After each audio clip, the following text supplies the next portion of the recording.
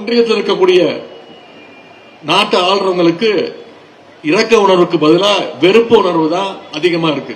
குறிப்பா தமிழ்நாடு மேலே, தமிழ்நாட்டு மக்கள் மீது. இயேசு பிறந்த காலகட்டத்தில் ஆட்சி செய்த ஒரு மன்னன், அந்த மன்னனுக்கு சுத்தமா இரக்கமே கிடையாது. இயேசு பிறந்த செய்தியை அந்த மன்னன்ட்ட போய் சொல்றாங்க. இந்த நாட்டில் ஒரு குழந்தை பிறந்திருக்கு, அந்த குழந்தை எதிர்காலத்தில் மனித குலத்துக்கே வழிகாட்டியாகவும் தலைவனாகவும் உயர போறான் அப்படின்னு அந்த மன்னன்ட்ட போய் சொல்றாங்க இயேசு பிறந்த செய்திய. அந்த செய்தி கேட்ட மன்னன் மகிழ்ச்சி அடையாம பொறாமைப்பட்டான். எங்க அந்த குழந்தையினால தன்னுடைய ஆட்சிக்கும் அதிகாரத்துக்கும் ஆபத்து வந்துருமோன்னு பயந்தான் அந்த மன்னன். உடனே அந்த நாட்டில் பிறந்த 2 வயதுக்கு உட்பட்ட எல்லா குழந்தைகளையும் கொல்ல உத்தரவிட்டான் அந்த மன்னன்.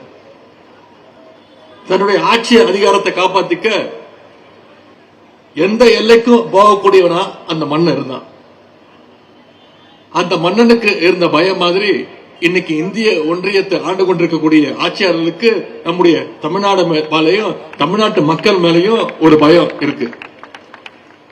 எங்க எல்லா மக்களும் ஒன்னா சேர்ந்துருவாங்களோ, அதனால தங்களுடைய அதிகாரம்லாம் பறிபோயிடுமோன்னு ஒன்றிய அரசுக்கு நம்முடைய தமிழ்நாடு மீது பயம். மதம், மொழி, சாதியின் பேரால வெறுப்புணர்வை வேணும்னு பரப்புறாங்க. நான் இங்க மதுரையிலிருந்து உங்க முன்னிலையில நான் உறுதியா சொல்றேன், அவங்களுடைய எவ்வளவு முயற்சி பண்ணாலும் நிச்சயமா தமிழ்நாட்டுக்குள்ள அவங்களுடைய பிரித்தாளரை சூழ்ச்சி எந்த நாள்லயும் வெற்றி பெறாது. தமிழ்நாட்டு மக்கள் அனுமதிக்கவே மாட்டாங்க. ஏன்னா தமிழ்நாடு எப்பொழுதுமே ஒரு தனித்துவமான மாநிலம். மக்கள் மத்தியில பிரிவினையை ஏற்படுத்தி, பிரிவினையை தூண்டி, கலவரத்தை ஏற்படுத்தி, அந்த கலவரத்தில் எப்படியாவது குளிர்காயலாம்னு நினைக்கின்ற பாசிஸ்டுடைய நினைப்பு நிச்சயம் தமிழ்நாட்டு மக்களால் வீழ்த்தப்படும். நிச்சயம் மக்களே ஒன்னு சேர்ந்து வீழ்த்துவாங்க. இயேசுவோட வாழ்க்கையில நம்ம கத்துக்க வேண்டிய இன்னொரு முக்கியமான விஷயம், அது ஷேரிங், பகிர்ந்து கொடுக்கணும். நம்மகிட்ட என்ன இருக்கோ அதை மற்றவங்களுக்கு உடனே பகிர்ந்துக்கணும். அந்த வழியில தான் நம்முடைய திராவிட மாடல் அரசுடைய முதலமைச்சர் எல்லோருக்கும் எல்லாம் அப்படின்ற ஒரு ஆட்சியை நடத்திட்டு வராரு. ஆனா ஒன்றிய அரசுக்கு பாத்தீங்கன்னா இந்த ஷேரிங்ல சுத்தமா விருப்பம் கிடையாது. ஷேரிங்னாலே அவங்களுக்கு பிடிக்காது. தமிழ்நாட்டில அதிக வரி வசூல் பண்றாங்களே, அதை பகிர்ந்து கொடுக்கறாங்களா அப்படின்னு கேட்டீங்கன்னா கிடையாது, நிச்சயம் கிடையாது. மற்ற மாநிலங்களுக்கு அதிகமாகவும் தமிழ்நாட்டுக்கு கம்மியாகவும் கொடுக்கறாங்க. இருந்தாலும் நம்முடைய முதலமைச்சர் அவர்கள் தமிழ்நாட்டு மக்களுக்கு என்னென்ன தேவையோ அதை தேவை அறிந்து சரியாக செய்து வருகின்றார் நம்முடைய முதலமைச்சர் அவர்கள். அதனாலதான் இன்னைக்கு இந்தியாவிலே சிறந்து விளங்குகின்ற மாநிலங்கள்ல நம்பர் 1 இடத்துல நம்முடைய தமிழ்நாடு இன்னைக்கு இடம்பெற்றிருக்கு.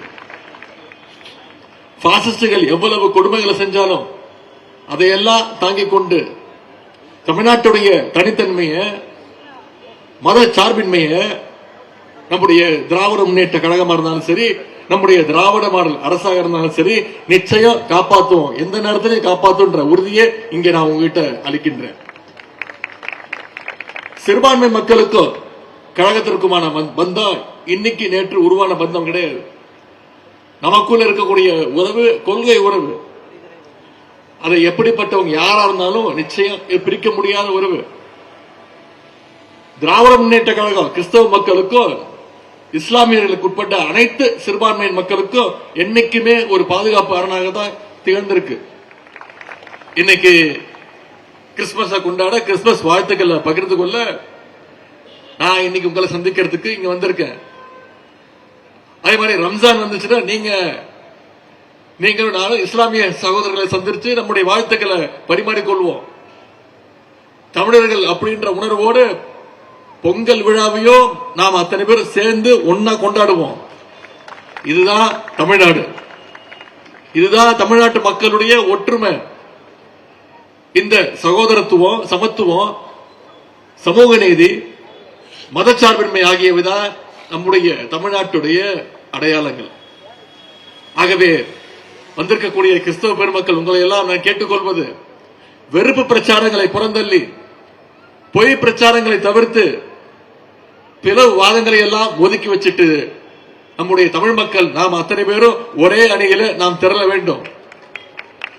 2026 சட்டமன்ற தேர்தலில் சிறுபான்மையினர் விரோத பாசிஸ்டுகளையும் அவர்களுடைய அடிமைகளையும் ஒரே நேரத்தில் வீழ்த்தி இந்த கிறிஸ்துமஸ் விழாவில் நாம் அத்தனை பேரும் இந்த நேரத்தில் அந்த உறுதி ஏற்போம் என்று கூறிக்கொண்டு அனைவருக்கும் மீண்டும் என்னுடைய இனிய கிறிஸ்துமஸ் வாழ்த்துக்களை தெரிவித்து விடைபெறுகின்றேன்.